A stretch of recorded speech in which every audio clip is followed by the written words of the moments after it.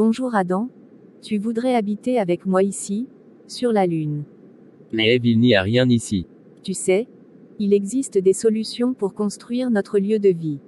N'importe quoi. Oh là là, tu dis n'importe quoi. Connais-tu la fabrication additive par extrusion de matière?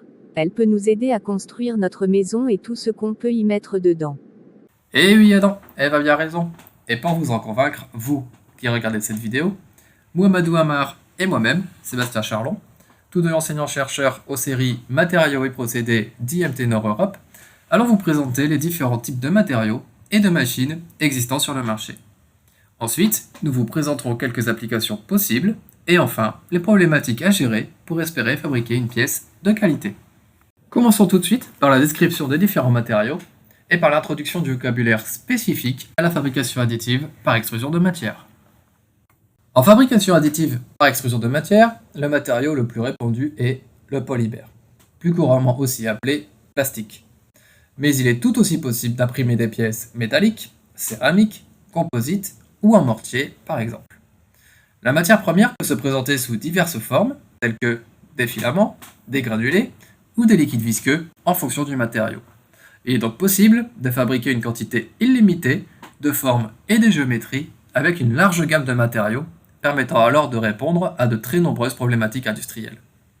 Pour cela, quel que soit le matériau, il est tout d'abord entraîné dans un extrudeur, où il est chauffé et ou malaxé avant de passer au travers d'une buse pour former des joncs cylindriques.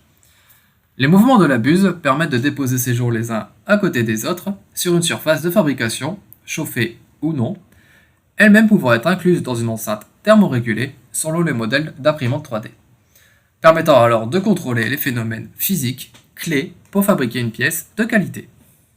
Parmi ces phénomènes physiques, la liquéfaction et la solidification sont essentiels.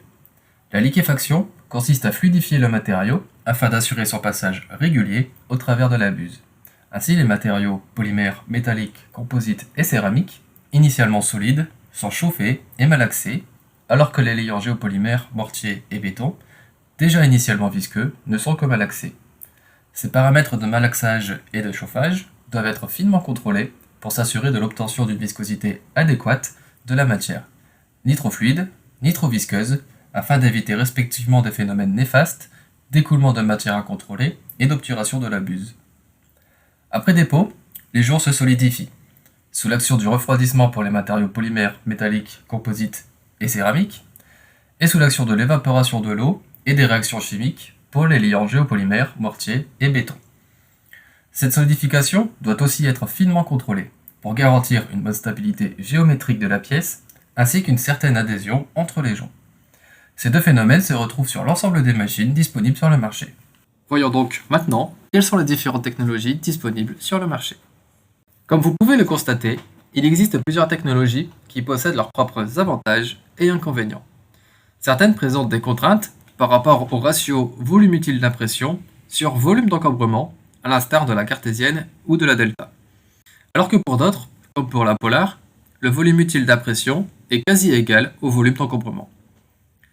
D'autres technologies se caractérisent par des avantages plus originaux, tels que l'impression de couches courbes pour la Scara, ou l'impression sur un tapis roulant, permettant d'imprimer des pièces avec une dimension Y quasi infinie pour la belt. La résolution, la précision, la vitesse d'impression des pièces sont aussi variables selon les architectures. Le choix du modèle d'imprimante 3D est donc dépendant de l'application finale de la pièce à fabriquer. Voyons maintenant ce qu'en pense Adam. C'est bien beau tout ça. Mais dis-moi à quoi tout cela peut bien servir. Ne sois pas impatient, tu vas voir. Un peu de patience, Adam, nous allons t'expliquer. Eh bien, en fait, les applications sont quasi illimitées. Aujourd'hui, de multiples typologies de pièces sont réalisées dans divers domaines d'application.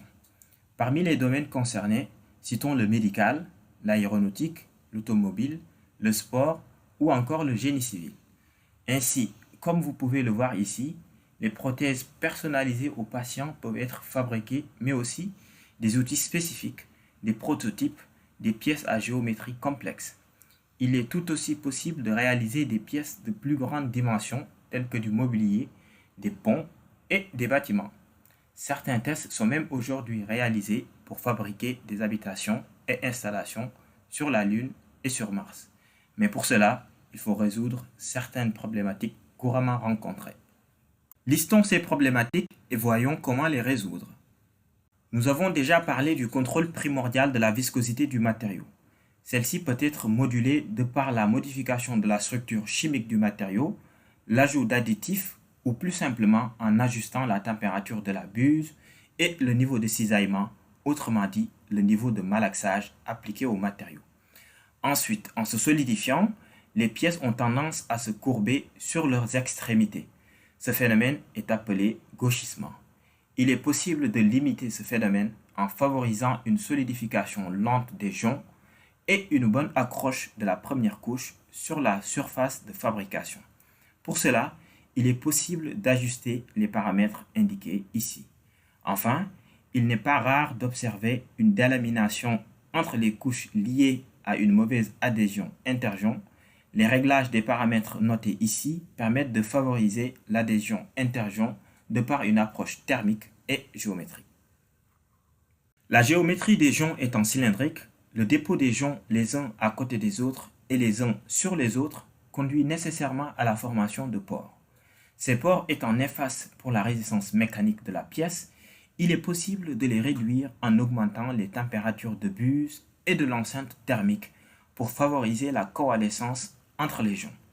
Il est aussi possible d'augmenter le débit d'extrusion pour forcer la matière à combler ces pores de par la pression appliquée par la buse sur le jonc en cours de dépôt. Pour la même raison, les pièces obtenues sont très rugueuses en surface. Il est possible de réduire cette rugosité en fluidifiant la matière de par l'augmentation des températures du procédé, favorisant ainsi la coalescence interjonc et son étalement. Aussi, le diamètre des joncs peut être diminué ou encore des solutions de post-traitement peuvent être appliquées telles que le ponçage ou l'application d'un revêtement sur la surface de la pièce. Enfin, pour certaines géométries, les joncs fluides sont déposés dans le vide, conduisant à l'échec de la fabrication ou la fabrication d'une pièce possédant de nombreux défauts. Un matériau sacrificiel appelé support est alors souvent employé pour supporter ces joncs.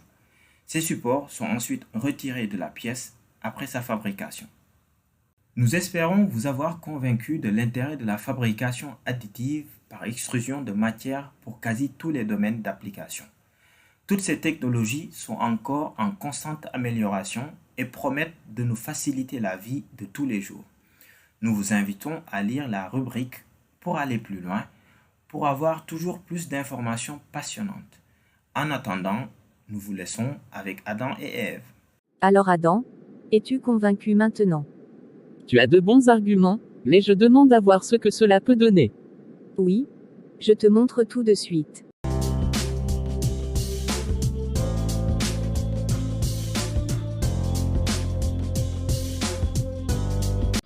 Et voilà. Je t'attends tout de suite.